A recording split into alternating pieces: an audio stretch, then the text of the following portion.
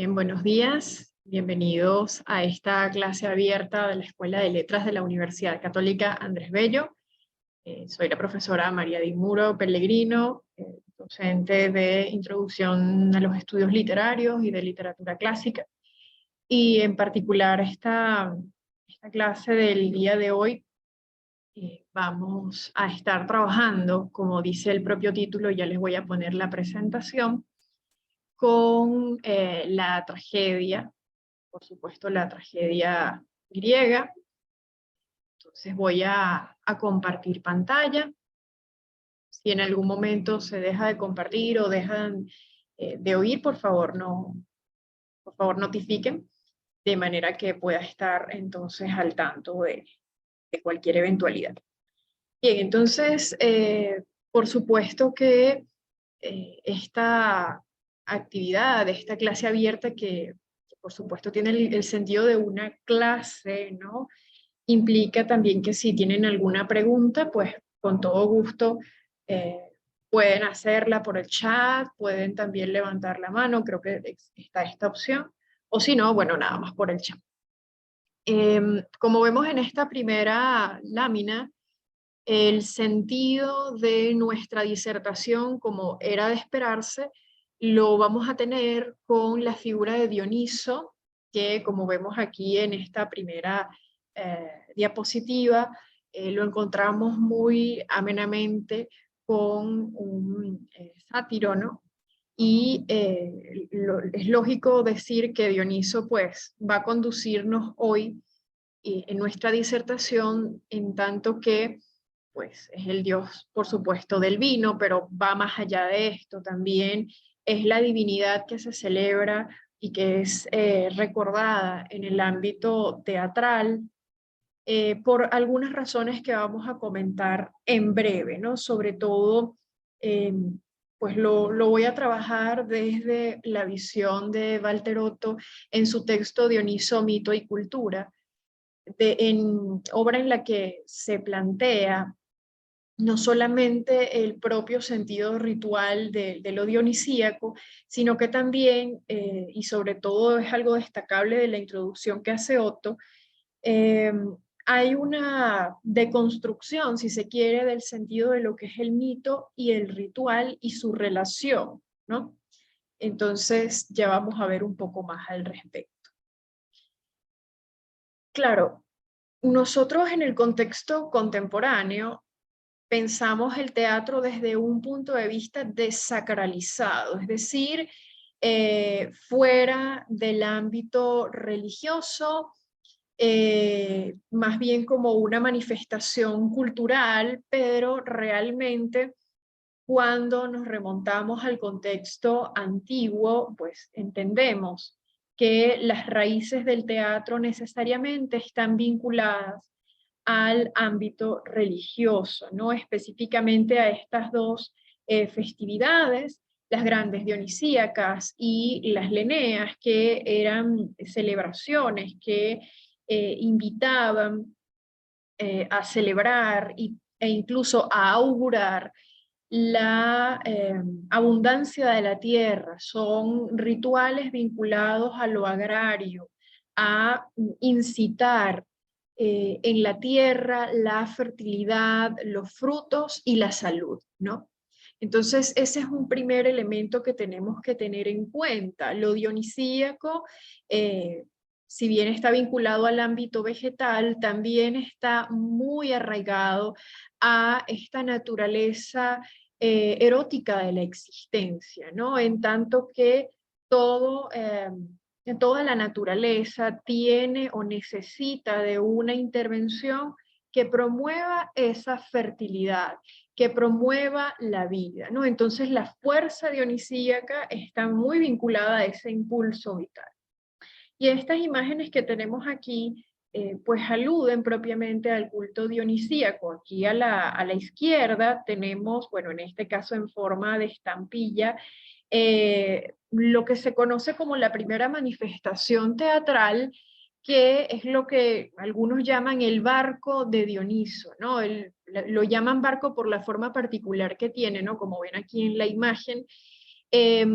Y este carruaje era llevado por unas personas que a su vez conducían a un actor que iba entonando entonces cantos dedicados a Dioniso por toda la ciudad, es decir, se rodeaba toda la ciudad de Atenas y pues se iban entonando estos cantos, estos ditirambos dedicados a Dioniso, justamente con el propio sentido de promover los buenos augurios y a su vez de expulsar los males, ¿no? Se decía que esto se hacía una vez al año y esto está vinculado a un rito ancestral que no solamente lo vemos en la cultura griega, sino que también lo vemos manifiesto en otras civilizaciones, que es lo que Mircea Eliade denomina la expulsión del chivo expiatorio. No sé si es una expresión que le suene, pero refiere a esta manifestación que anualmente se tiene que hacer en un determinado lugar para extirpar los males que estén presentes. Un ejemplo que yo suelo dar en clases y que es algo que es común y todos conocemos es, por ejemplo, la propia crucifixión de Jesucristo, ¿no? Que se da en el contexto de la Pascua judía. Si ustedes recuerdan, tal como se presentan los evangelios, eh, cuando se toma la decisión de crucificar a Jesús, pues hay también dos ladrones, ¿no? Que lo acompañan. Y en ese proceso, o ese proceso está justificado justamente por este ritual anual de purificar a la sociedad, de manera que los males no se acumulen y esos males no vayan a repercutir propiamente en el proceso vital de la comunidad, ¿no? Entonces, este es también un acontecimiento que lo vemos revelado en este proceso del cántico dionisíaco, de este carruaje que es transportado o que es llevado a lo largo de la ciudad y que posteriormente devendrá en la manifestación teatral, ¿no? Por supuesto, también otro elemento interesante del fenómeno teatral es que el teatro nace como una expresión de la lírica coral, ¿no? Una manifestación colectiva que representa de alguna forma los intereses comunes de la polis, de la ciudad-estado. Entonces, por supuesto, cuando nosotros nos aproximamos a las tragedias, vemos que además de los personajes que allí se desenvuelven, el coro tiene un rol fundamental, porque no solamente está allí como un acompañante, como un personaje más, sino que el propio coro, cuando ustedes revisan, por ejemplo, la estructura que precisa Aristóteles en la poética, el propio coro es el que determina los momentos de la obra. El propio coro es el que también delimita las salidas y entradas de los personajes, incluso precisa las emociones que los espectadores debemos sentir en un momento determinado, de modo que el coro tiene una función de absoluta importancia, no es nada ingenuo ni es nada accesorio, por el contrario, el coro es el alma de la tragedia, ¿no? Y evidentemente, que es un punto que voy a tratar más adelante, las pasiones, el pathos, es el elemento crucial y definitorio de la tragedia. Y ya vamos a ver por qué y de qué modo. Entonces, claro, cuando nosotros hablamos de tragedia nos ubicamos en Atenas, en la región del Ática, aquí como vemos en este mapa, pues con una flecha he indicado la ubicación, por supuesto, un territorio de intersecciones, de mar, una cultura de intercambio con otros pueblos, ¿no? Y digamos que nuestro punto de referencia está en la Acrópolis. Ahora, esto no quiere decir que la tragedia sea, o esta manifestación teatral en su sentido de representación, sea enteramente o exclusivamente ateniense, ¿no? Sino que otras ciudades, hay testimonios recientes de que en otras ciudades, como por ejemplo en Tebas, o también en Mesenia, ya había en ese mismo periodo también representaciones teatrales, ¿no? Pero no tenemos más que testimonios, no tenemos obras, sino que tenemos algunos fragmentos, algunos testimonios antiguos de la doxografía, que dan cuenta de que, bueno, no, Atenas no era el único espacio desde el que se tenía conciencia de la tragedia, ¿no? Entonces, la Acrópolis es ese ámbito físico, sagrado, desde el que se va a instar a la purificación, ¿no? El tema central o el asunto fundamental de la tragedia, por supuesto, como les dije anteriormente, tiene que ver con las pasiones, pero no para dar a conocer simplemente estas pasiones en plan diletante, sino que por el contrario se trata de un acto de purificación, de expulsión, de extirpación de esas pasiones que si no se tratan enferman el alma humana, ¿no? Así como también ocurre con la naturaleza, que tiene que, por ejemplo, hacerse la quema de algunos terrenos para que vuelvan a ser la buena hierba. Bueno, así ocurre también con nuestra alma, que constantemente hay que purificarla para que no enferme y no corra peligro. En esta representación que tenemos en pantalla, se trata de una maqueta que se ha hecho en la que se reconstruye la Acrópolis, por supuesto, no solo como era en el siglo V antes de Cristo, que es el contexto en el que surge la tragedia, sino que también se agregan otras edificaciones posteriores, como el Odeón de Herodes, la Galería de Eumenes, que son ya unos siglos después, pero sí me interesa que observemos la ubicación del teatro. ¿Sí? El teatro de Dioniso Eleutherios, y ya vamos a explicar ese término interesante. Fíjense que el teatro se ubica en la ladera de la montaña, primero por una razón práctica, ¿no? Si nosotros ascendemos o estamos, digamos, ascendiendo en una colina, pues evidentemente la propagación del sonido es mucho más sencilla, ¿no? Hay un mayor eco. Y otro sentido tiene que ver más con lo simbólico, es decir, mientras más arriba se está, más cercanía hay con respecto a la divinidad, ¿no? Entonces, esos dos puntos son interesantes también al nosotros comprender la ubicación topográfica del teatro. Y por supuesto que junto al teatro siempre estaba ubicado el templo de Dioniso. En este caso, Dioniso Eleutherios. La palabra Eleutherios en griego significa liberador, ¿no? Dioniso el que libera. Y como estamos hablando de purificación, como estamos hablando de extirpar males del alma, pues evidentemente la pasión dionisíaca, la fuerza de este Dios como liberador, va a permitir necesariamente ese proceso de limpieza necesario o pues que tiene que darse en el alma para evitar contagios, para evitar propagar los males y justamente también para evitar las catástrofes interiores, ¿no? Aquí tengo otros ejemplos de teatros antiguos, ¿no? Bueno, este es el de Dioniso de Atenas, que está ubicado entonces ya en la ladera de la Acrópolis. Aquí tenemos el Odeón de Herodes Ático del siglo II después de Cristo. Otra visión del Odeón, fíjense cómo el teatro tiene una forma ascendente, ¿no? Y en este caso quiero que lo veamos en concreto con propiamente el teatro griego.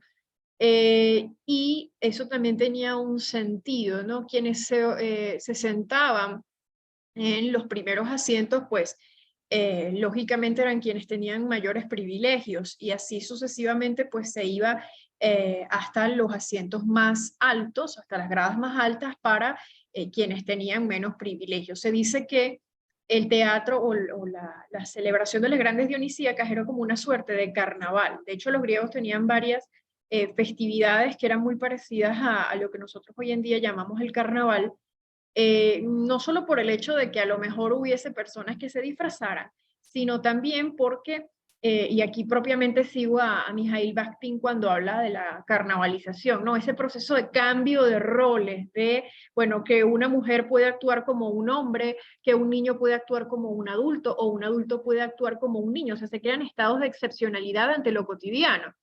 Y la festividad teatral o también la fiesta de las tesmoforias, que también era una celebración llamativa en el contexto ateniense, implicaban esos procesos de cambios, de canjes de actitud, de canjes de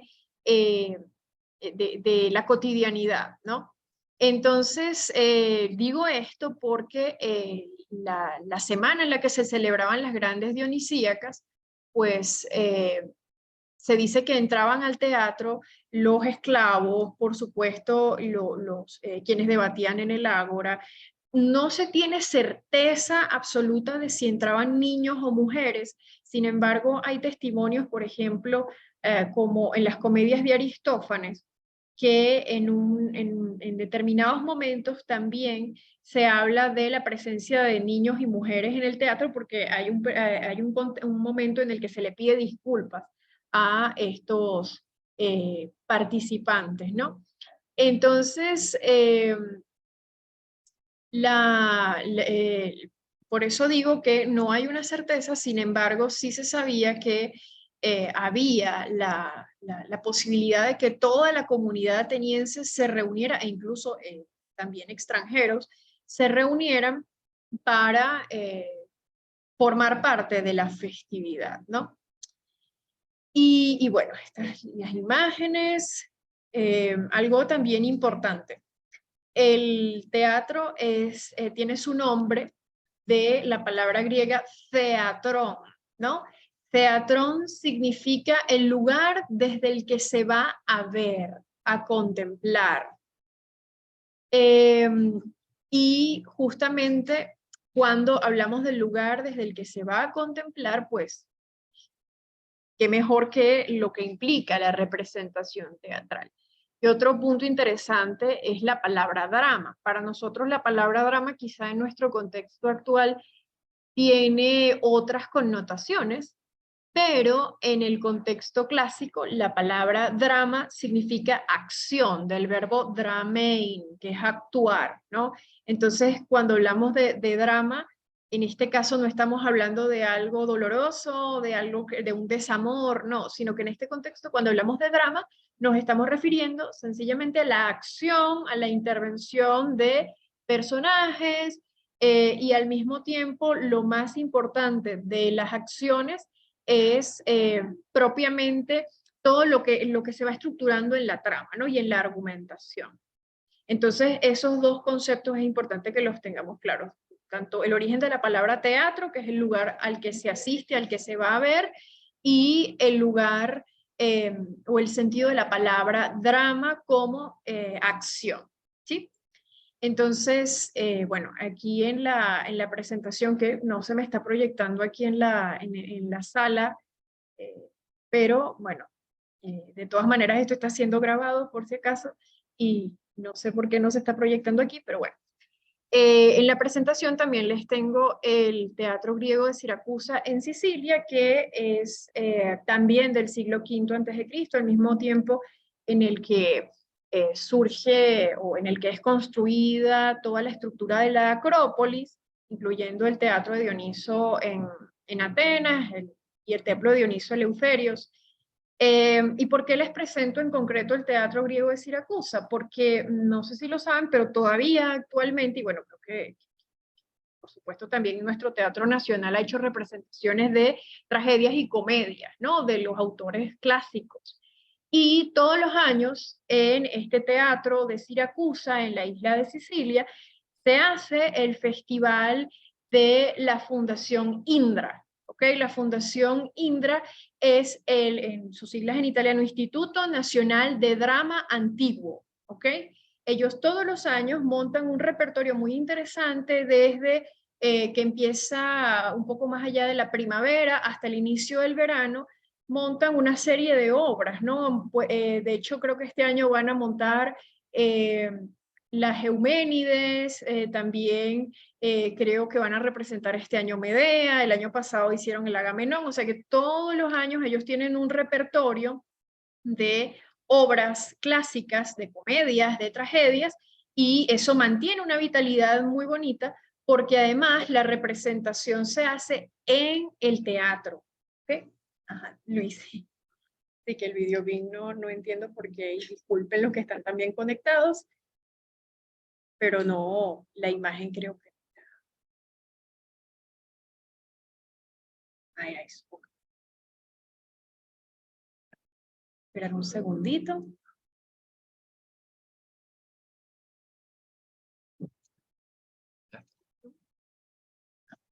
Sí se ve de aquel lado.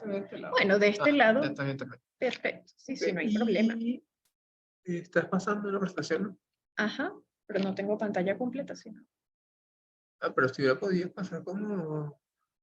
Bueno. Pero si está allá no lo van a ver. Bueno, no importa, pero si desde aquí se... O puede, se puede poner... Déjame... ¿Poner cuál? Esto. Quiero...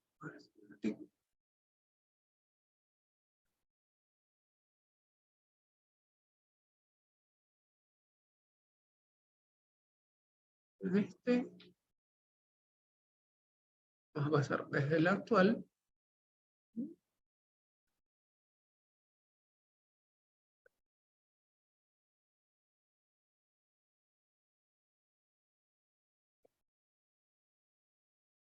ok, estarás allí ahora a compartirte esta de aquí.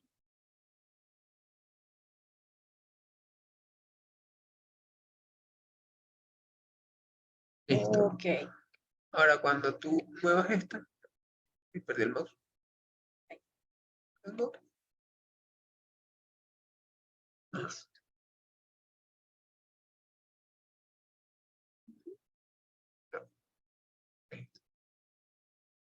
Ok, ahora sí.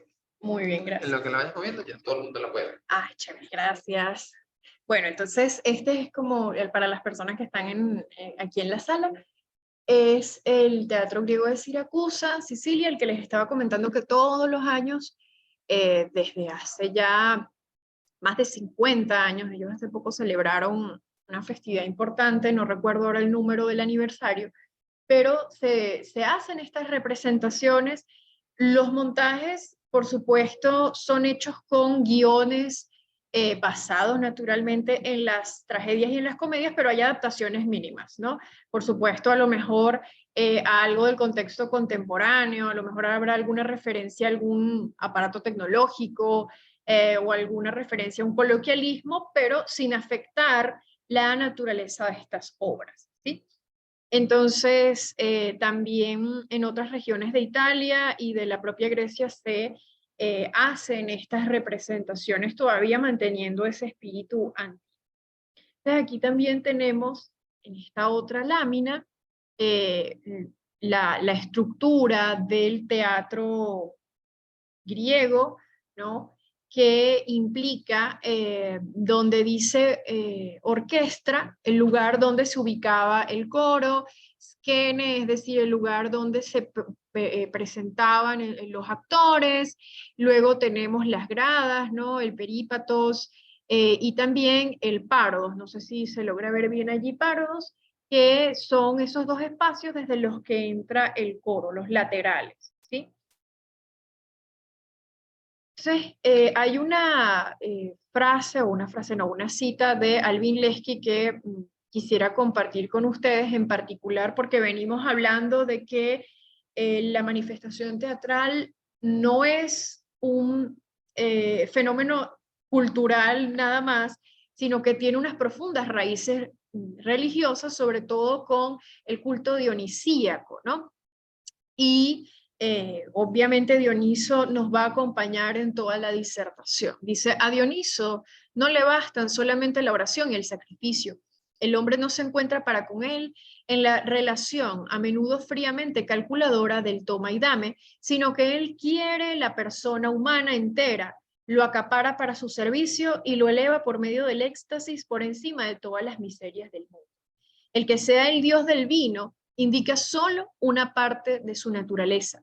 La vida de la naturaleza que todo lo penetra, toda su fuerza creadora está personificada en este dios. Entonces, como yo les decía anteriormente, esa fuerza dionisíaca es ese impulso natural de la vida a hacerse a sí misma, esa condición natural de la vida de reproducirse, de perpetuarse, de mantenerse, pero al mismo tiempo la fuerza dionisíaca también está en la muerte, ¿no? Pero la muerte no como el fin de la vida, y por eso es que en el caso de los misterios eleusinos, de los misterios órficos, que no tenemos, por supuesto, tiempo de abarcarlos en una pequeña clase, también están muy vinculados a Dioniso, ¿no? Las principales divinidades de los misterios eleusinos son, por supuesto, Deméter, Perséfone, pero también su fuerza esencial viene de este sentido dionisíaco de la vida, que se va autodestruyendo, pero al mismo tiempo creándose constantemente. Y por eso es que en estos misterios el problema esencial de su naturaleza religiosa reside en el problema de la inmortalidad, ¿no? Y en el devenir del alma.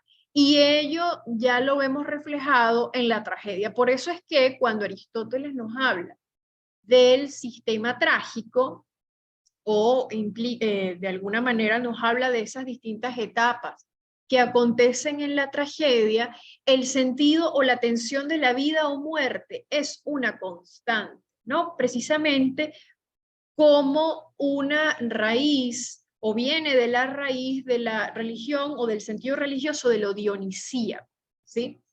Entonces, por eso es que aquí se nos dice que Dioniso quiere la persona humana entera, ¿no? Y todo aquel que sufre, padece de la posesión dionisíaca, o bien termina muy mal, termina en la catástrofe, termina en la muerte, termina en el exilio, o bien termina en la suma alegría, ¿no? Es una fuerza, y de hecho creo que esto es algo característico cuando hablamos de la divinidad en general, ¿no? Y ello lo podemos pensar también en otro libro de Walter Otto, que si no lo han revisado también es importante que lo hagan si les interesan estos temas, que es la teofanía, ¿no?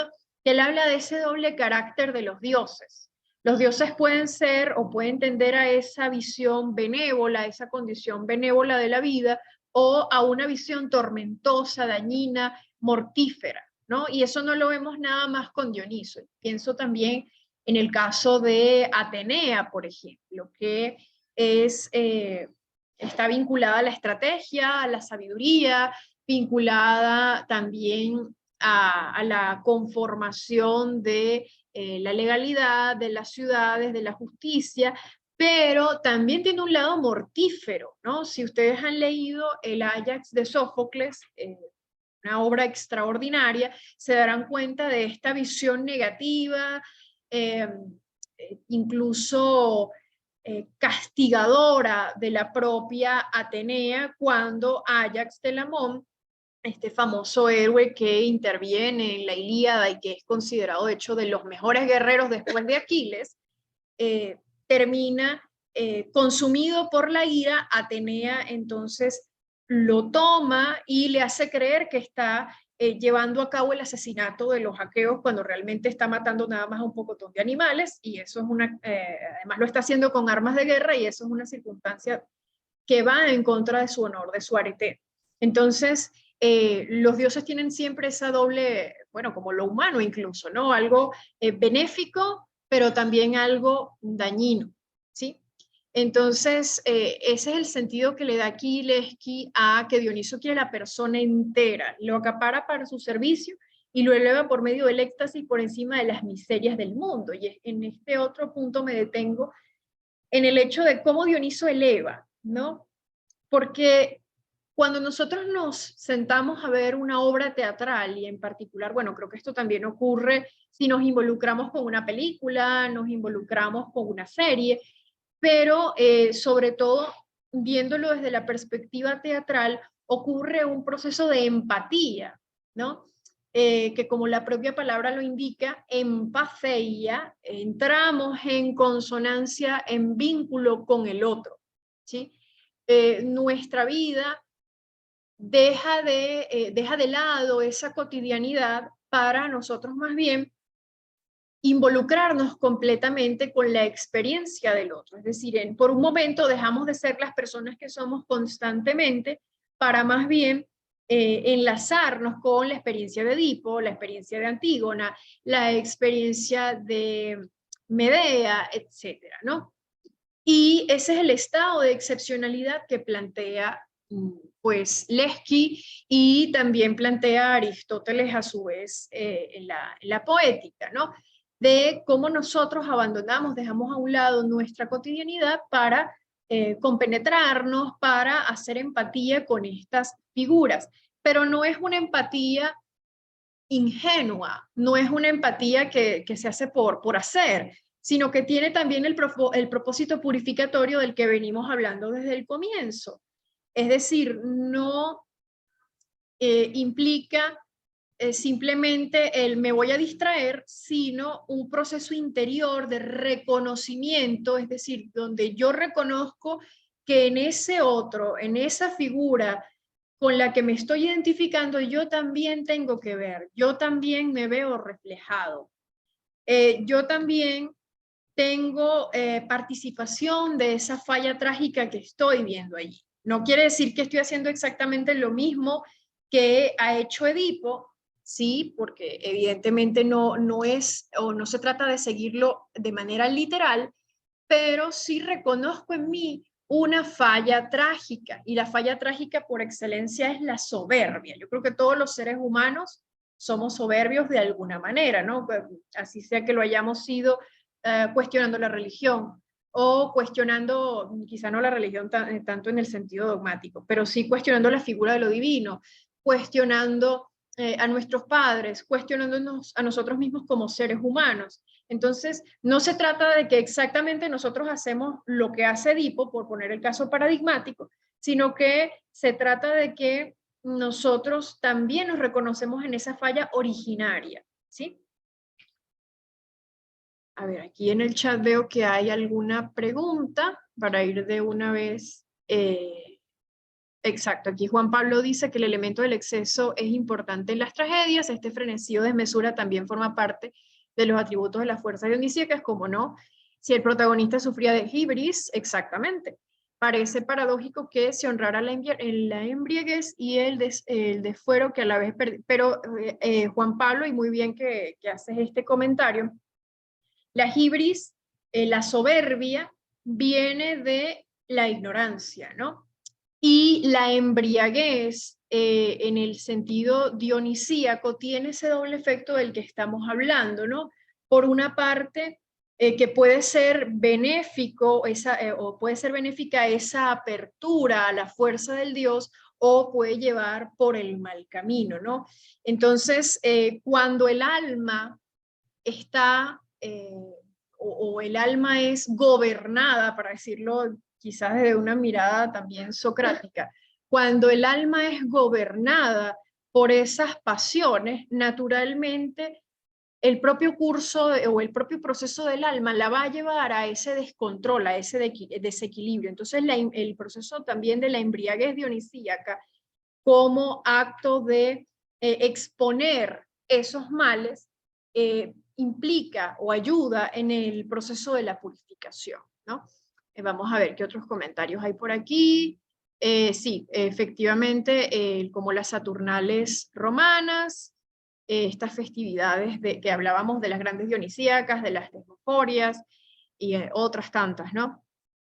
Aquí también Juan Pablo comenta, la depuración, catarsis, implica la muerte simbólica y el renacimiento moral posterior, así es, por esa empatía del público con la desgracia del héroe. Digo que incluso el público, sí, por supuesto, hay una muerte simbólica y eso tiene que ver con el proceso de empatía que les estaba comentando anteriormente entre el propio público y lo que acontece con ese personaje protagónico, por decirlo así. En tanto que hay una purificación de ambos lados, se tiene que extirpar el mal de la sociedad, entonces viene el suicidio del personaje, o viene el exilio, o viene, como en el caso de Edipo, pues que se quita la visión. Pero en el caso del espectador no tenemos que llegar a esos extremos, no tenemos que suicidarnos, no tenemos que irnos de la ciudad, sino que nosotros al reconocernos en esa falla trágica, al reconocernos de que, bueno, yo también soy soberbia, yo también he cuestionado ciertas cosas, yo también he cuestionado mi propia naturaleza humana, entonces en ese acto de reconocimiento, de ver hacia adentro, es que viene esa muerte simbólica. ¿Okay? Porque dejamos a un lado una creencia que teníamos de nosotros mismos para entrar en ese renacimiento, en esa nueva visión de nosotros mismos que nos aporta la experiencia del otro, ¿sí? Entonces, también aquí entra otra palabra muy bonita que también de alguna forma se ha banalizado, que es el concepto de terapia, ¿no? O sea, ver la tragedia y en sí el fenómeno teatral como algo terapéutico, ¿no? Y la terapia también como esa curación del alma de estos males que están presentes en ella, que la agobian y que al mismo tiempo también no solo la afectan a ella misma, sino que afectan a la comunidad, ¿no? Tenemos que entender que en el contexto clásico, y no me voy a meter con eso porque es un problemón y creo que no es el momento, pero en el contexto clásico no podemos hablar de un individuo tal como nosotros lo entendemos, ¿no? Como una persona que tiene sus propias elecciones, que tiene sus propias emociones, que puede entonces ir por un lugar a lo mejor distinto al lugar de la sociedad. En el mundo clásico, como lo dice, por ejemplo, Ruth Padel en algunos de sus textos sobre la locura, aquella persona que actúa de esa manera o que actúa como actuamos a lo mejor nosotros desde nuestra conciencia y la individualidad es un loco. Es una persona que está al margen de la sociedad, y si está al margen de la sociedad, entonces es alguien que está padeciendo de locura. Entonces, en este contexto, todo lo que implica la vida de los que habitan en la comunidad responde necesariamente a la comunidad, no responde a otra cosa, ¿sí? Entonces, creo que ya con eso contestaba, bueno, no eran preguntas sino comentarios, pero de todas maneras dialogamos un poco con esas ideas. Y otra palabra interesante en el culto dionisíaco es transformación. Además de purificación, de muerte simbólica, de renacimiento, pues todo esto implica un proceso de transformación, de pasar de un estadio a otro. Y dice Leski, el hombre arrebatado por el Dios, introducido en su reino por medio del éxtasis, es un hombre distinto del que era cuando se hallaba envuelto en el ajetreo del mundo. Por eso el estado de excepcionalidad que plantea la tragedia es fundamental, porque es sacarnos de nuestra cotidianidad para ponernos de frente con cómo nosotros nos comportamos. Es decir, esos actores que están allí presentándose, y por eso lo magnífico del sentido del theatrón, de lo que se va a ver, son en realidad reflejos de nuestra propia alma manifestándose allí, ¿no? Y con los cuales nosotros necesariamente nos identificamos porque nos vemos reflejados. Entonces, la transformación, sigo leyendo, es aquello de lo cual, y solo de ello, puede surgir el arte dramático, que es algo distinto de una imitación desarrollada a partir del instinto del juego, arte dramático, que es renovación de lo viviente, ¿no? Y aquí entra un concepto religioso que también es otra cátedra, bueno, que tiene mucho más desarrollo de lo que yo les voy a decir ahora, que es el concepto de la mímesis, ¿sí? Es una palabra que de hecho pues ha sido mal interpretada en su traducción, en su interpretación de lo que era en el contexto clásico, ¿no? Aristóteles nos habla cuando trabaja la tragedia y en general trabaja lo poético como creación artística, nos habla de mímesis y se traduce como imitación, pero para nosotros imitar significa copiarnos algo, ¿verdad? En el contexto clásico y de la religión griega, no es una copia, no es que, bueno, simplemente yo sigo lo que hace otra persona y no hay otro proceso detrás, no, sino que la mímesis implica un proceso de traer al presente el mito. Y de hecho, cuando nosotros nos acercamos a los temas, los personajes que se manifiestan en las tragedias, ya voy a tomar un poquito de agua, disculpen. Cuando nos acercamos entonces a estos personajes y a estos argumentos, son conocidos, es decir, todo el mundo que iba a ver el Edipo Rey, por ejemplo, sabía quién era Edipo. O sea, no es un personaje que inventó Sófocles, no es algo que nació ex nihilo, es decir, de la nada, sino que ya hay una tradición. Lo que pasa es que nosotros pues lo reconocemos directamente con la tragedia de Sófocles. Pero ya, por ejemplo, cuando nosotros leemos la Odisea, en el primer canto y en el quinto canto se nos habla de un tal Edipo que se casa con su mamá, asesina entonces a su padre. O sea, conocemos un poco la historia porque de hecho es un asunto que en la Odisea está siendo discutido en la Asamblea de los Dioses, ¿no? Entonces, el mito que se manifiesta en la tragedia es conocido, es de dominio público. ¿Qué es lo que hace o que le otorga magnificencia, vamos a decir así? Yo no puedo utilizar el término originalidad porque en la antigüedad eso es muy difícil que lo planteemos, pero lo que le otorga valor estético, pues para ponerlo en esos términos, a una tragedia es cómo cada tragediógrafo le da la vuelta, maneja la trama, a lo mejor desarrolla un poco más el carácter de un personaje, pero no hay una novedad en cuanto a lo que va a ocurrir. O sea, el que se sienta allí a ver una tragedia ya sabe lo que va a pasar. La novedad está en el tratamiento, en la manera en cómo ello se va a presentar al público, ¿no? Entonces, la mímesis, para volver a lo que estaba diciendo anteriormente, implica ese proceso de traer al presente con el ritual y hacer vivo el mito, ¿sí?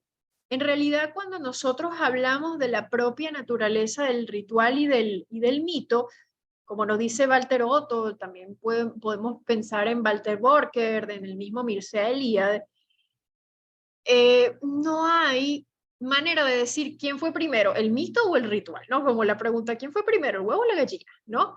Entonces, de hecho, el mito y el ritual van en paralelo. Para que exista mito o para que exista la naturaleza de lo mítico, tiene que haber un ritual que le dé piso, le dé un sentido comunitario, es decir, ya la propia expresión mítica y la propia manifestación de lo mítico en la naturaleza primigeniamente era considerado un acto ritual, ¿sí?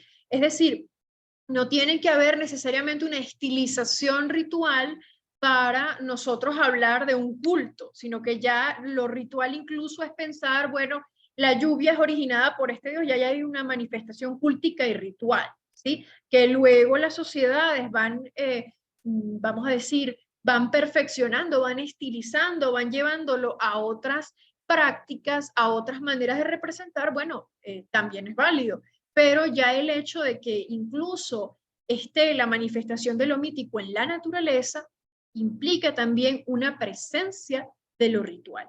Y la mímesis justamente consiste en esto, en esta coincidencia mítico-ritual que implica esa manifestación, esa teofanía, esa presencia de lo divino en el contexto de la vida, ¿sí? No voy a decir nada más en el contexto de lo humano, sino en el contexto de la existencia, ¿sí? Entonces, por eso es interesante esta palabra transformación, por eso es interesante este sentido de la participación, porque quien está inmerso en el contexto de ver la obra, de participar en el ritual de la representación, porque la obra el hecho de ver una obra teatral también es un acto ritual, entra en ese espacio ritual, entra en ese espacio de culto, ¿sí? Aunque uno diga, bueno, pero yo no estoy entonces participando de una experiencia, o uno cree que no está participando de una experiencia religiosa, pero en realidad sí lo es, porque el proceso de transformación, el proceso de purificación, de esa muerte simbólica, son experiencias religiosas, ¿no? Queramos entenderlo o quizás decir, bueno, pero yo no quiero estar en eso, pero necesariamente sí es una experiencia religiosa. Entonces, para continuar, aquí está la lámina. ¿Ok? Tenemos también que, a ver si aquí creo que no cambió la lámina. Ajá, reanudar presentación. Ajá, ahora sí la estamos viendo. Y con ello tampoco me voy a extender tanto, pero Aristóteles nos habla de los orígenes posibles del drama, no quiere decir que sean solamente estos. Y como les decía hace un rato, drama implica acción, actos que hacen unos personajes, ¿no? Y eso ya nos da cuenta de cuál es el elemento central y la relevancia de lo teatral que reside en la acción. Entonces, como ustedes saben, para hablar de drama, por supuesto, hay otras perspectivas, pero esencialmente Aristóteles nos habla de la tragedia y de la comedia, ¿no? La descripción o los señalamientos que hace sobre la comedia, lamentablemente algunos dicen que no, o no existieron, otros dicen que se perdieron, etcétera. No vamos a meternos tampoco allí. Pero en el caso de la tragedia, ya hemos hablado de los orígenes de la manifestación a través de los ditirambos, del carro de Dioniso, etcétera, ¿no? Y allí a la derecha tenemos, en este caso, a Dioniso y su cortejo, ¿no? Es decir, las bacantes, de las que ya hablaremos un poquito. Y a la izquierda tenemos una imagen que es de la procesión de los falóforoi, que se dice que presuntamente estos cantos, los cantos fálicos, y ya la palabra nos sugiere de qué van, ¿no? Se dieron origen a la comedia. Voy a aclarar simplemente por qué vinculamos la comedia a los cantos fálicos, ¿no? Primero, los cantos fálicos eran era una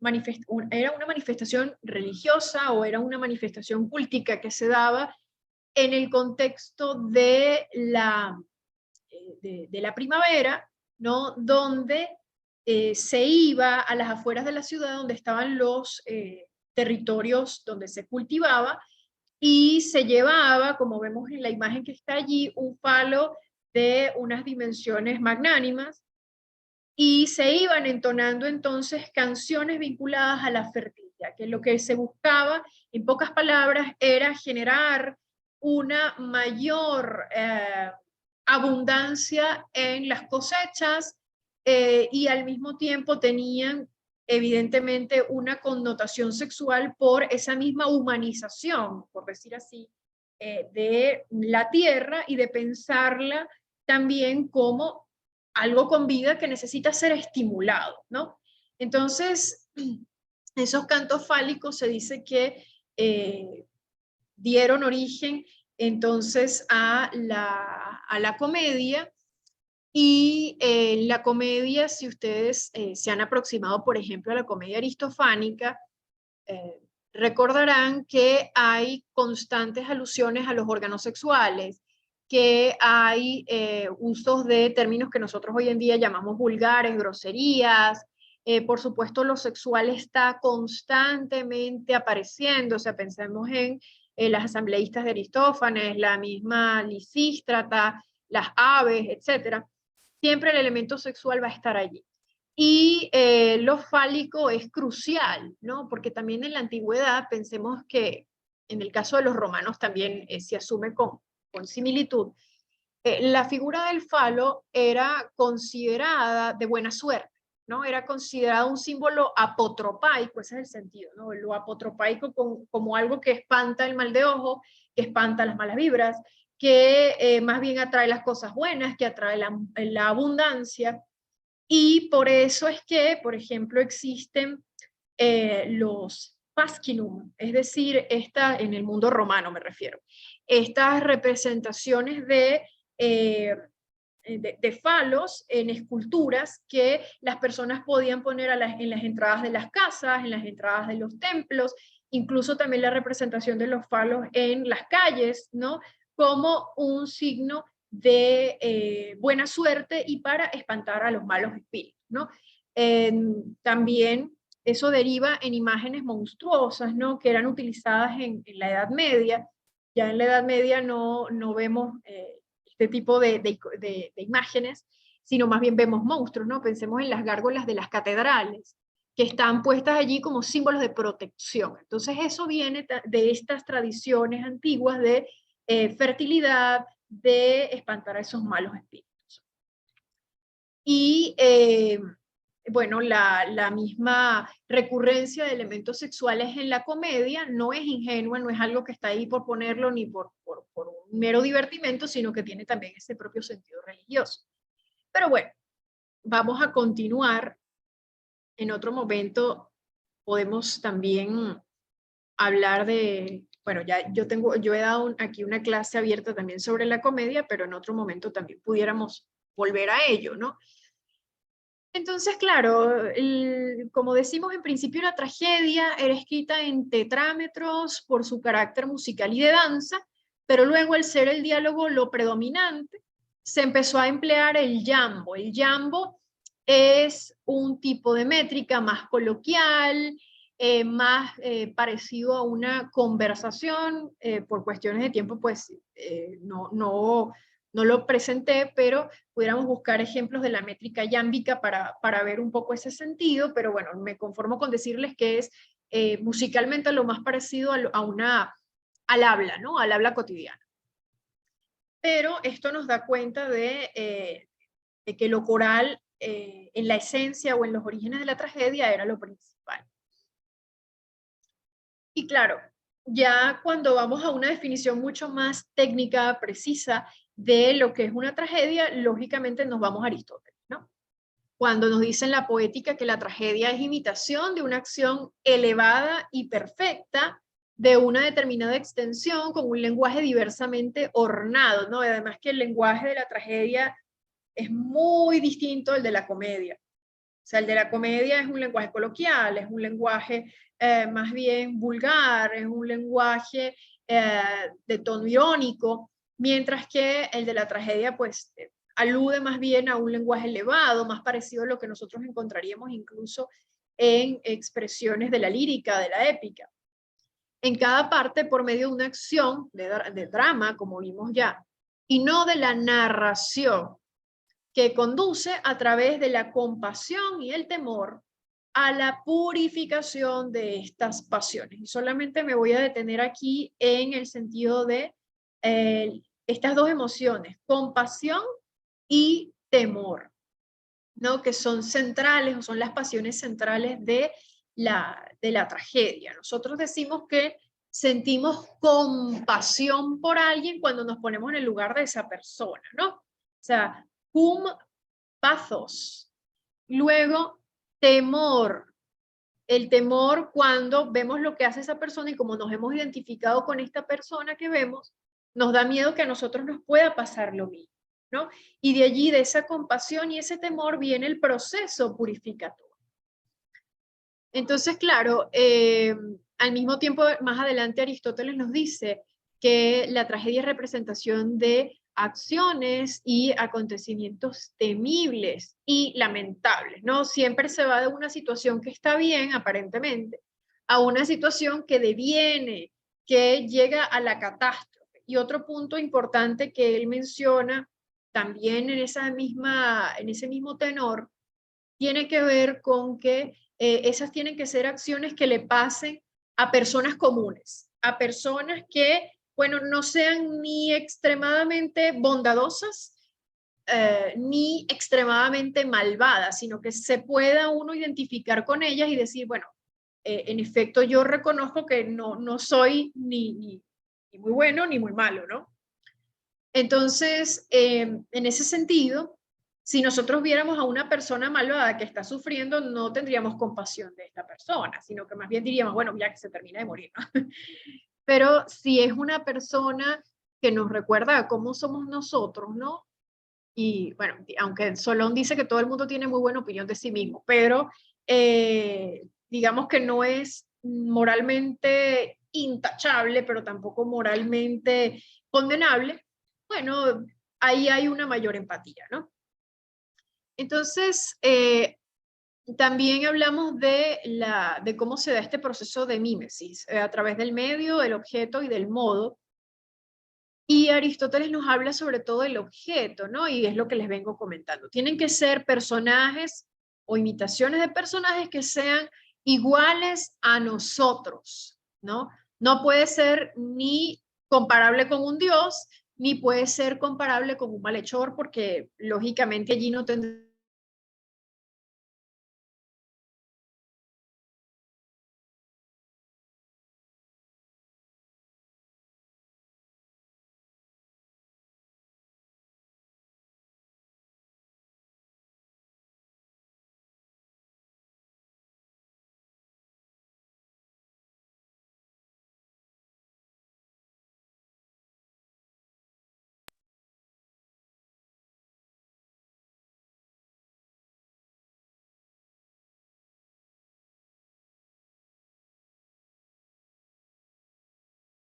Zoom, si tienen, Fabiola, si puedes darme el acceso para el video. Sí, ya te acabo de hacer el co-host. Listo. Bienvenida de nuevo. Sí, sí. Bueno, vamos a retomar. Aquí en la sala estábamos conversando. A ver, chicas, vamos a retomar para ir cerrando entonces, y de verdad disculpen el inconveniente, pero bueno, la computadora, no sé, entró como en una especie de estado de sopor y tuvimos que reiniciarla, en fin. Entonces, a encontrar aquí la presentación. Estamos viéndola. Hablando de lo dionisíaco y la computadora.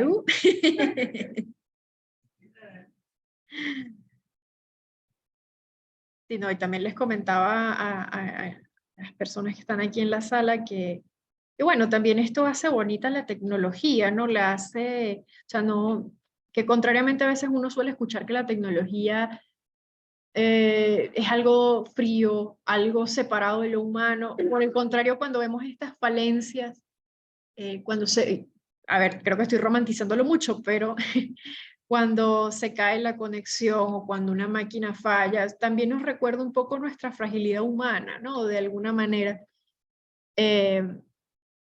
Y creo que es eso, pues tratar de verlo con cierto optimismo.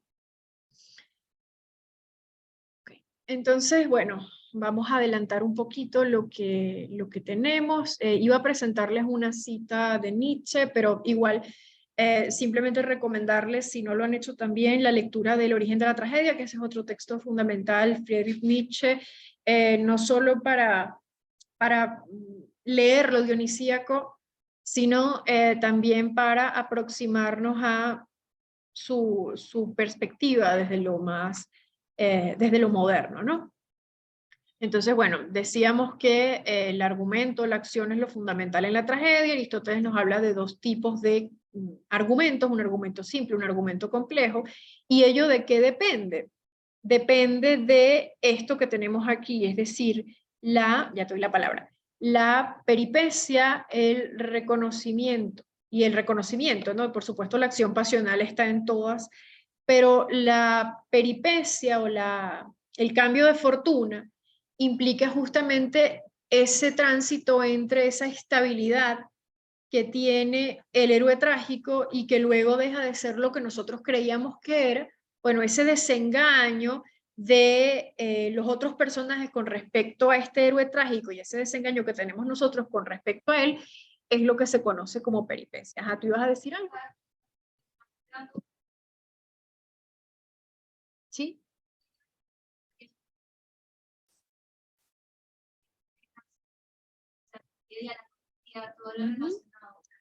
Bueno, hay muchísimos, pero por ejemplo, de carácter introductorio tenemos el de Historia de la literatura griega de Alvin Lesky, que también lo he citado al autor, pero en otro texto. También recomendaría de Cecil Morris Boura, la literatura griega o Introducción a la literatura griega. También si les interesa en general la cultura clásica, creo que un texto de cabecera es Paideia de Werner Jäger. También hay otro texto más contextualizado en Atenas que es de Francisco Rodríguez Adrados.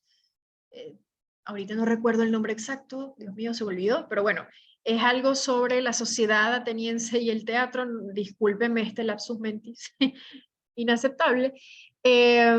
También si les interesa la historia de Grecia Antigua, Introducción a la Grecia Antigua de Francisco Javier Gómez Pelosín. En fin, hay muchísimos otros textos, también otro muy bueno que es Los hijos de Homero de Bernardo Subirón.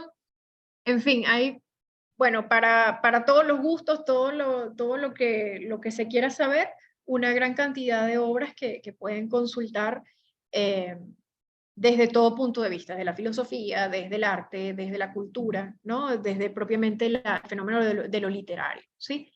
Entonces, les decía que la peripecia es ese cambio de fortuna,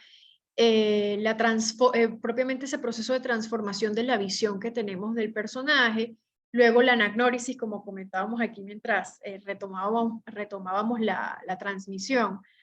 Ese reconocimiento que viene de parte del personaje, pero también de nuestra parte, del mal, de lo que ha ocurrido, ¿no? Porque este personaje, igual que nosotros, vive en un estado de ignorancia, ¿no? Y de ignorancia no porque lo haga a propósito, no es que quiera ignorar porque quiere ignorar, sino porque precisamente no sabe lo que está ocurriendo, no sabe cuáles son las implicaciones de sus acciones. De tal manera que ese proceso de darse cuenta, de reconocimiento, implica ese cambio de la ignorancia al saber. Pero esa ignorancia que pasa a ser un saber de lo que está ocurriendo puede llevarnos o a una catástrofe, es decir, bueno, ya no hay nada que hacer, me tengo que suicidar, tengo que irme de la ciudad, tengo que quitarme la visión, o más bien a la felicidad, es decir, bueno, reconozco esto y ahora voy a cambiar, que es lo que puede ocurrir con nosotros como espectadores, ¿no? Y por supuesto la pasión creo que es la marca, vamos a decir así, o el punto esencial del espíritu trágico y de este personaje que lo experimenta, ¿no? Entonces, el destino también es un punto clave, un cuestionamiento esencial. Aquí les traigo un fragmento de una intervención del coro de los persas de Esquilo, que de hecho se reconoce como la tragedia más antigua de la que tenemos noticia, en el sentido de que ha llegado hasta nosotros por completo, ¿no? No es, por supuesto, la primera que se haya presentado, ¿no? Evidentemente no, pero es de las más antiguas de las que tenemos la evidencia y de las que podemos leer, ¿no? Y es una tragedia de tema histórico que está ambientada en el contexto de las guerras médicas, ¿no? Nos habla de esta derrota de los persas y es muy interesante porque está contada evidentemente desde la perspectiva de los que han perdido la guerra, ¿no? Desde la perspectiva de los persas, ¿no? Y entonces dice el coro: más del artero engaño de los dioses, ¿quién escapar consigue? ¿Quién con su pie ligero podrá escapar en salto afortunado? Pues amable, con su halago, Ate atrae hacia sus redes al mortal, de donde al hombre nunca le será posible dar un salto y evadirse. Cuando nos referimos a Ate, tiene que ver con la furia de los dioses, ¿no? Esa furia incontenible de la que nadie se puede escapar y que al mismo tiempo responde a un mal que puede ir de generación en generación. Es decir, lo que ocurre, por ejemplo, con Edipo no es algo que él solito se buscó, sino que responde a una maldición familiar, ¿no? La maldición de los labdácidas. Entonces, un mal que hizo un antepasado puede también afectar el devenir de la propia existencia. De manera que siempre nos vamos a encontrar, y de ahora en adelante cuando lean tragedias, pues pónganle atención sobre todo a estas intervenciones, vamos a encontrarnos con una recurrencia del destino, de la fragilidad humana, de la muerte, de la inevitabilidad de este fin, de nuestra condición débil ante los dioses, ¿no?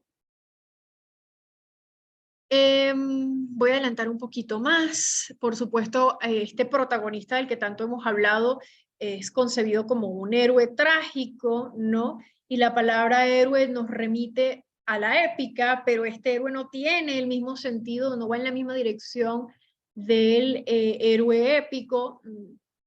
Ciertamente sus acciones son ejemplares, pero no ejemplares en una manera positiva, sino bueno, más bien de advertencia.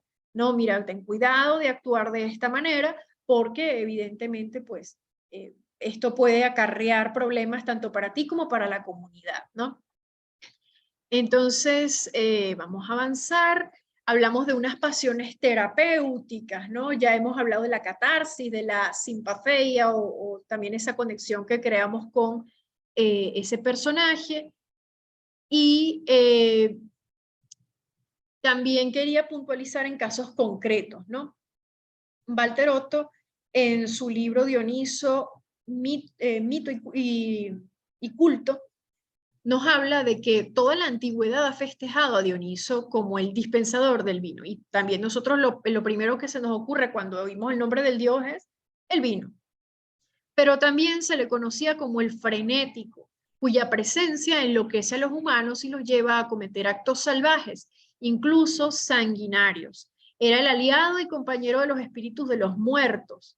Los ritos de iniciación más esotéricos lo consideraban su maestro, y a su servicio divino le correspondía el drama actuado que ha enriquecido el mundo de otro milagro más del espíritu. También las flores primaverales dan testimonio de él, la hiedra, la piña del abeto, la higuera le eran afectos, pero por encima de todas estas bendiciones en el ámbito de la vegetación se sitúa el don de 1000 veces bendecido de la viña. Dioniso era el dios de la embriaguez divina y del amor más encendido, pero también era el perseguido, el sufriente y el moribundo, y todos los que le acompañaban eran rozados por su amor rozados por su amor, debían compartir con él su trágico sino. Entonces por eso es esa ambigüedad o esa tensión constante de vida y muerte que vemos en la tragedia, porque responde a ese espíritu natural y tradicional del dios. Y esta imagen que vemos aquí, esta crátera de cáliz, donde está representado Licurgo, ¿no? Licurgo es este personaje mítico del que se nos habla en el canto sexto de la Ilíada y que principalmente es presentado como un rey que niega el culto de Dioniso en Tracia. Y entonces al negar la nueva visión religiosa, este nuevo culto, el dios decide castigarlo. Y así como ocurre, por ejemplo, en Penteo, que es el rey que conocemos en las vacantes de Eurípides, también a Licurgo le ocurren distintos males que van a terminar haciendo que incluso la ciudad que él gobernaba se le voltee, se subleve y lo terminen asesinando. Y allí es donde se instaura el culto del dios, ¿sí? Así como ocurre con el caso de Penteo en las vacantes, donde este rey es asesinado por Agave, por su mamá, ¿no? Y también por otras mujeres que formaban parte de su corte, por negarse justamente al culto del dios. Entonces la fuerza de Dioniso tiene ese particular tono peligroso. Y aquí les presento algunos matices del pathos, porque cuando nosotros leemos las tragedias tenemos también que hacer conciencia de cuál es ese mal que se quiere extirpar de la comunidad. Aquí vemos el caso de Edipo, que lo conocemos todos, ¿no? Y lo titulo así como la ceguera que ve. Es decir, cuando Edipo se arranca, bueno, no se arranca, sino que se introduce en la cuenca de los ojos estos elementos punzantes del ropaje, él dice algo muy sugerente. Él dice, bueno, antes tenía la vista y no veía nada, no era capaz de conocerme a mí mismo, ahora voy a quitarme la vista del mundo para ver hacia adentro, para realmente tener saber, para conocer, ¿no? Y por eso hablo de una ceguera que ve. Edipo dice, prohíbo que a ese, cualquiera que sea, ningún habitante de esta tierra, cuyo poder y trono ocupo, le dé acogida, le dirija la palabra, le haga su compañero en las súplicas a los dioses y en los sacrificios y le dé agua lustral. Es decir, aquí él se está refiriendo todavía ignorante de quién es el que está entonces siendo responsable de la muerte de Layo y siendo entonces el responsable de los males de la ciudad, y más bien entonces le está echando la culpa a otras personas en vez de preguntarse a sí mismo qué es lo que ha ocurrido o qué es lo que él ha hecho, ¿no? Como en efecto le dice Tiresias, tú, aunque tienes vista, no ves en qué punto estás de males, ni dónde habitas, ni con quiénes compartes la morada. ¿Sabes acaso de quiénes procedes? O sea, Edipo ni siquiera sabía realmente quiénes eran sus padres. Sin percatarte de ello, eres un enemigo de los tuyos, tanto de los que están abajo como de los que están arriba, sobre la superficie terrestre.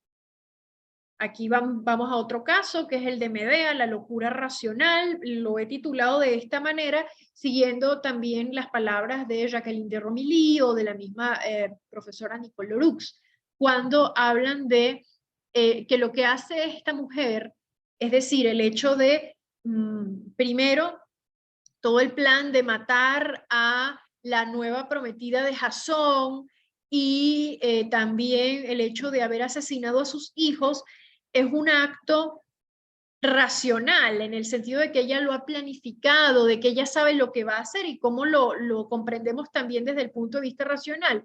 Porque Medea dice, comprendo qué crímenes voy a cometer, pero más fuerte que mis pensamientos resulta mi ira, que es culpable de las mayores desventuras de los humanos, ¿no? Entonces, ese sentido de decir, comprendo qué crímenes voy a cometer, ya nos habla de un acto de racionalidad por parte de Medea. O sea, no estamos ante alguien que ha actuado desaforadamente, que ha matado a sus hijos en un ataque de locura, como sí ocurre con Heracles, ¿no? En la tragedia, el Heracles de Eurípides, sí ocurre el asesinato de los hijos y de la familia del propio Heracles de una forma irracional, pero aquí Medea está consciente, ella misma nos lo dice, a pesar de que ella titubea en distintos momentos de la obra y del proceso, ella misma dice, bueno, estoy consciente de que lo que estoy haciendo no está bien, pero tengo que hacerlo, ¿sí? Entonces por eso hablamos de una locura racional. Otro caso es el de Antígona, que evidentemente creo que la postura que yo les estoy presentando aquí quizás sea algo controversial, no sea lo que tradicionalmente se ha leído, incluso muchos autores lo ven como un despropósito, pero realmente es cuestionable el hecho de pensar las acciones de Antígona como algo totalmente racional y en favor de la ley, ¿sí? Y para ello utilizo el término de afrocine, ¿sí? La palabra sofrocine, que pudiéramos establecerla como un antónimo de afrocine, implica la prudencia, el estar en un estado de razón, estar en un estado de ecuanimidad, ¿no? De saber lo que se está haciendo. Pero la afrocine implica un estado de cierta locura, de no tener un control absoluto de la situación. Entonces, por eso es que yo les traigo, por ejemplo, estos pasajes de Antígona donde dice, nunca, ni aunque hubiera sido madre de hijos, ni aunque mi esposo muerto se estuviera corrompiendo, hubiera tomado sobre mí esta tarea en contra de la voluntad de los ciudadanos, ¿no? Entonces ella aquí que nos está diciendo que ella no hubiese hecho o no hubiera dado sepultura al cadáver de Polinices si se tratara de un esposo o se tratara de un hijo, pero solamente ha sepultado a Polinices porque se trata de él, de su hermano. Entonces aquí no hay un acto de cumplir las leyes eternas por cumplirlas, sino que hay un acto incluso de una acción pasional, ¿sí? Por eso hablo de una afrocilia. Igualmente esa acción pasional la vemos cuando le dice a su hermana, a Ismene, tranquilízate, tú vives, mientras que mi alma hace rato que ha muerto por prestar ayuda a los muertos, ¿no? Pero esa ayuda que se presta a los muertos está bajo la condición de lo que les estoy comentando, de no hacerlo por seguir la ley, por la ley, sino que hay un motivo también emocional, ¿no? Pero bueno, esto es solo por mencionarlo porque ya de por sí entraríamos en otras problemáticas con el texto, que si tienen dudas también quedo a la orden en otros momentos para dialogar. También hablamos del suicidio como racionalidad, ¿no? Se fíjense que todo lo que hemos estado hablando son contrarios que se entrecruzan. Lo racional y lo irracional, la vida y la muerte, la propia conciencia alocada, y aquí el suicidio como un acto de racionalidad, que nosotros estamos acostumbrados a pensar el suicidio como un acto irracional. En este caso, en el de Ajax, en la tragedia de Sófocles, no es así. Él ha discernido, él ha tenido un proceso interior de explorarse, de alejarse de la comunidad para llegar a la resolución del suicidio, tal como lo vemos aquí, ¿no? O sea, él tiene un proceso de razonamiento. Dice, tengo que buscar un proyecto de unas características tales que evidencien a mi anciano padre, de algún modo, que no he nacido de él para ser un cobarde. Porque vergonzoso es que un hombre desee vivir largamente sin experimentar ningún cambio en sus desgracias. ¿Cómo puede alegrarnos añadir un día a otros y apartarnos de morir? El noble debe vivir con honor o con honor morir, ¿sí? Entonces es una decisión racional tras lo que él ha hecho, que como dije al principio de la clase, recuerden que Ajax es poseído por una furia divina y asesina un montón de ganado, de ovejas, creyendo que son los aqueos, ¿sí? Disculpen que vaya rápido, pero sé que ya estamos por terminar. Por último, me parece que debemos cerrar necesariamente con la propia expresión de la furia dionisíaca manifiesta en las vacantes de Eurípides, ¿no?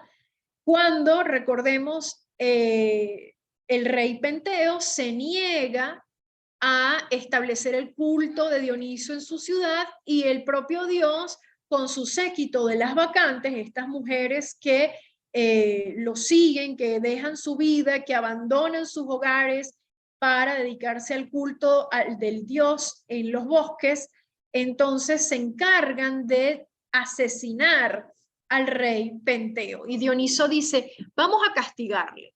Primero, mientras esté en su sano juicio, no querrá ponerse un vestido de mujer, pero si se le empuja fuera de la cordura, se lo pondrá. Algo que quiero acotar aquí. El uso del ropaje femenino en personajes masculinos es visto como algo degradante en la cultura antigua, ¿no? De hecho, por ejemplo, hay una crítica muy potente en cuanto al travestismo en la Lisístrata de Aristófanes, en las mismas asambleístas del propio Aristófanes, y bueno, también aquí en esta tragedia lo estamos viendo. Pretendo que sea el hazmerreír de los tebanos cuando lo lleve con aspecto de mujer a través de la ciudad, después de las amenazas de antes con las que se mostraba terrible. Voy a ceñirle a Penteo el adorno que va a llevar cuando parta para el Hades, degollado por las manos de su madre. Va a darse cuenta de que el hijo de Zeus, Dioniso, nacido de Dios, terribilísimo en parte, pero de suprema benevolencia para los hombres, ¿no? Entonces, esa misma furia de Dioniso manifestándose ahora sí en, vamos a decir, de forma directa en esta obra de Eurípides, pero de forma, vamos a también pensarlo, indirecta en los casos anteriores que he mencionado, ¿no? Y aquí tenemos entonces la representación de Penteo, ya habiendo sido descuartizado por las vacantes y en primer lugar por Agave, que su madre, que ha llevado a cabo el asesinato de su propio hijo en defensa y en un estado también de embriaguez en defensa de Dioniso, ¿sí? Entonces, bueno, eso es lo que les quería comentar para hoy. Vamos a ver si hay alguna pregunta aquí en la sala, si hay alguna pregunta también aquí por Zoom. Estoy leyendo las preguntas que tienen, bueno, comentarios más bien de Juan Pablo, de Luis, entonces empiezo con Juan. Dice, no sé si tiene lógica con la estructura de tu exposición y el material preparado, pero he escuchado mucho del Deus ex machina. Claro que sí, de hecho no lo menciono, pero si quieres hablo brevemente de eso. ese recurso de la grúa utilizada para la resolución del conflicto dramático. ¿Conoces cuál es el sentido religioso y de culto para el efecto psicológico de ese artificio? Sí. Bueno, no es que haya un motivo contundente, pero por supuesto la propia frase Deus ex machina, que es una expresión del latín, implica la intervención de un Dios como un factor externo que viene a mediar para suavizar el fin de un conflicto, ¿no? Sobre todo eso lo vemos en las tragedias de Eurípides y también en las comedias de Aristófanes. De alguna manera vemos la parodia, ¿no?, de este recurso, con, por ejemplo, en la Lisístrata la aparición de la diosa Concordia, en la comedia La Paz con la aparición de la personificación de la paz, o de esta diosa que ha sido secuestrada en el Olimpo. Y este recurso físico, pero también estructural de la obra de teatro, o en la obra de teatro, implica justamente esa intervención divina necesaria cuando ya las cosas se complican demasiado, ¿no? En Eurípides, por ejemplo, pienso en el caso del Hipólito, cuando Artemisa, ya al final de la tragedia, estando ya Hipólito en el último momento de vida, ha sido pues arrasado por este monstruo que ha enviado Poseidón.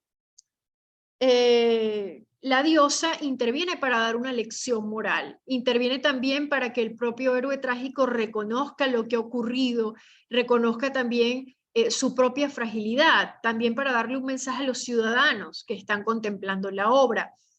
De manera que este recurso también desde el punto de vista religioso implica esa llegada inminente de la divinidad como un punto de salvación, es decir, no todo en nuestra fragilidad está perdido, sino que los dioses también tienen esa posibilidad de acompañarnos con esa condición benévola, ¿no? Si ya anteriormente todo lo que se había estructurado y presentado en la tragedia venía de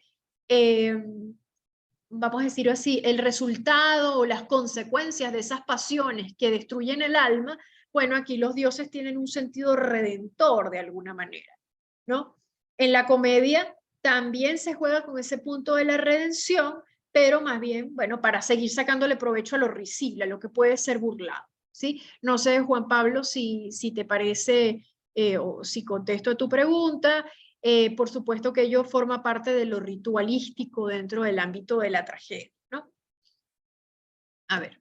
Luego Luis Rosas pregunta, ¿podría repetir las recomendaciones anteriores? Me imagino que son las que le di a Sofía. Exacto. Bueno, por supuesto, si tienes algún interés general de la cultura griega, el primer libro o uno de los primeros libros puede ser La Paideia de Werner Jäger. Si quieren les puedo anotar aquí en el chat. Yo creo que puede ser también importante, ¿no?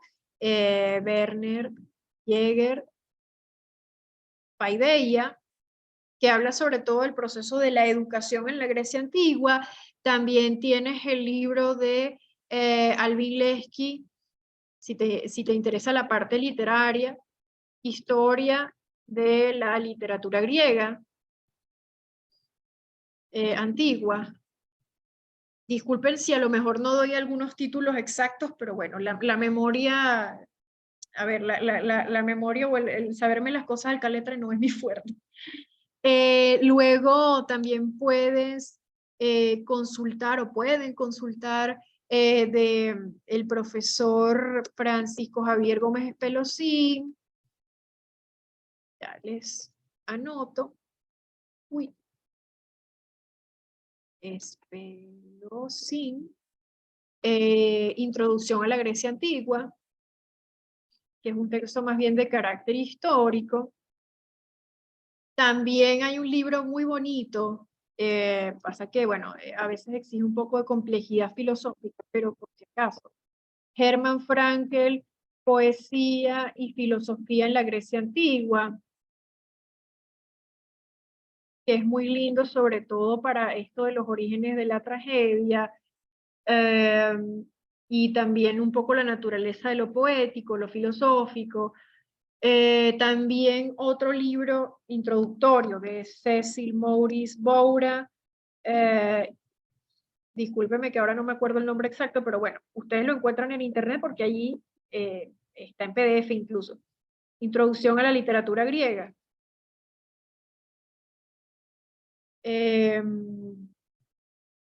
Bueno, también como les decía, puede ser de, si les interesa la mitología, del profesor Carlos García Gual, Introducción a la mitología griega.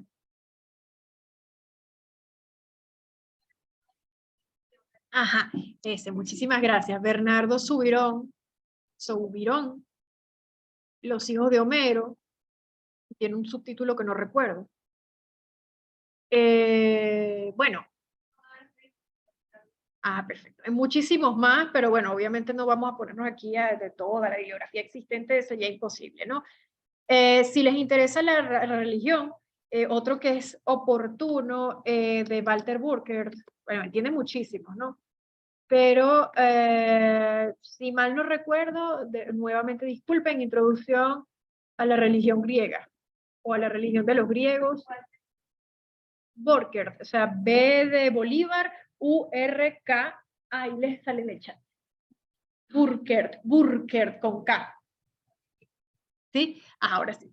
Bueno, yo tengo una pregunta sobre, por cierto, yo he escuchado la clase de Zoom, pero no veo aquí. Un tema perdido. Complementando esto, sería bueno, ya que ha mencionado esto de varias veces, la poética de estos temas. Claro, cómo no. Yo tenía una pregunta en el caso del DV. Porque por lo menos hay un contraste entre la actualidad y la antigüedad en el uso de este término. Sí. Antes se veía bien, pero ahorita no se ve tan bien, porque parece ser como que el autor ya no sabe qué hacer con su obra, como que se vuelve loco, y usa ese recurso como para solucionarlo. Bueno, yo no voy a reescribir todo y lo pongo. Entonces quería saber qué piensa usted sobre la calidad de un texto según el uso de este recurso, que a veces parece ser que lo usan solamente para solventar un problema que no tiene solución en términos humanos, y buscan, aunque podrían tenerlos en términos humanos si se reformula un poco el grano. Sí, lo que pasa es que por supuesto eso tiene que ver con la visión de lo religioso, ¿no?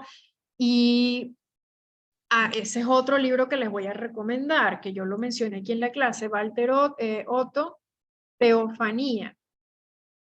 También él tiene otro que se llama Los dioses de Grecia, el de Dioniso que he mencionado a lo largo de la clase, pero bueno. Justamente Walter Otto en Teofanía nos habla de que, por supuesto, nuestra condición de ser una sociedad, o al menos de Occidente, ¿no? Ser una sociedad secular, es decir, donde lo religioso ya no es propiamente el centro o la justificación, ya lo religioso no está netamente vinculado a lo político. Bueno, pues obviamente hemos perdido también un poco el sentido de lo sagrado, ¿no? Lo sagrado de alguna manera se ha desacralizado. Y en el contexto del teatro clásico, como decíamos anteriormente, el Deus ex machina más bien realza, o más que realzar, da cuenta de nuestra condición humana y de la necesidad que tenemos de lo divino, también como una justificación de nuestras fragilidades, ¿no? Entonces, este recurso, teatralmente hablando, en la antigüedad, tenía esa visión, vamos a decir, alentadora, pero también preocupante, ¿no? Preocupante en cuanto que nos seguía revelando constantemente nuestra insignificancia. Entonces, no era visto como, bueno, algo que lo pongo ahí para resolver lo que no puedo resolver, no, sino que más bien es otra mirada de la conciencia de lo humano, ¿sí? ¿Qué pasa? En el contexto contemporáneo, como digo, pienso también en el teatro moderno, teatro del siglo XX, no sería o no tendría, por supuesto, la misma visión sacral, la misma visión religiosa, porque evidentemente estamos, o digamos, no estamos en una sociedad religiosa preponderantemente, o lo religioso no es el centro, no es la justificación, ¿no? Sino que por el contrario está esta apertura, esta libertad de culto, esta desacralización de lo sagrado, y ya el recurso se convierte en algo técnico, ¿ok? Por eso es que también hay una desvinculación del teatro con lo religioso, ¿sí? Que incluso si uno piensa en el teatro medieval sigue estando, porque el teatro medieval es un teatro que está al servicio de la iglesia, ¿sí? De la representación de pasajes bíblicos. Ya si vamos más adelante, el teatro renacentista, teatro del barroco, no es así. Ya lo religioso no tiene ese lugar central, necesariamente. Pero si nos vamos a lo más reciente, mucho menos. Más bien es un teatro crítico, es un teatro de vanguardia, es un teatro contestatario, ¿no? Es un teatro más bien político. Entonces, esa visión del Deus ex machina más bien podría ser considerada como un recurso fantasioso, pero no tiene ese mismo acento que sí está en la antigüedad. ¿Sí? No sé si... Sí, bueno, de hecho, ahorita todavía se usa el de pero en tradición. Se usa en el término, ya no meto a Dios o a una deidad, sí, sino que meto una especie de la ciencia. Los uso el Deus Machina con la ciencia. Invento algo un argumento. que aparentemente es válido en la ciencia, porque eso es lo que en la actualidad parece gustarle. No lo usan Dios, pero aunque sea ciencia ficción, bueno, es irreal, pero lo siguen usando, pero con otro contexto. Bueno, eso, por ejemplo, hay un libro muy bueno que pueden revisar también si les interesa, que ya lo voy a anotar por aquí. Es algo contemporáneo, bueno, más reciente, de George Steiner, que él también tiene un libro sobre la tragedia y el devenir del teatro también en el mundo contemporáneo. George Steiner, que se llama La nostalgia del absoluto. Y justamente él plantea esto que estamos comentando, ¿no? Cómo la ausencia de Dios o de esa figura referencial que era Dios en el pensamiento cristiano pasa a ser, vamos a decir así, sustituida en el ámbito social, en el ámbito de la modernidad por las ciencias, ¿no? Por incluso posturas políticas. Y él habla entonces allí del marxismo, él habla allí, por supuesto, del cientificismo, y termina su disertación hablando de los extraterrestres, ¿no? O sea, ese giro bastante interesante que le da a la cosa, ¿no? Y sí, precisamente también en esa visión contestataria del teatro está esa crítica a ese absoluto que se ha convertido, en el que se ha convertido la ciencia, ¿sí? Entonces, esa podría ser una manera de leer, ¿no? De ver esa mirada, pero también está la perspectiva técnica, ¿no? No olvidar a lo mejor ese recurso técnico que ya viene desde la antigüedad. Y como les decía, el Deus ex machina es un recurso físico, pero también es un recurso simbólico. Físico porque había un aparato que se utilizaba en la escenografía, en las tramoyas, para elevar al personaje y darle ese sentido de sacralidad. ¿Sí? A ver, aquí en el chat si alguien anotó algo más.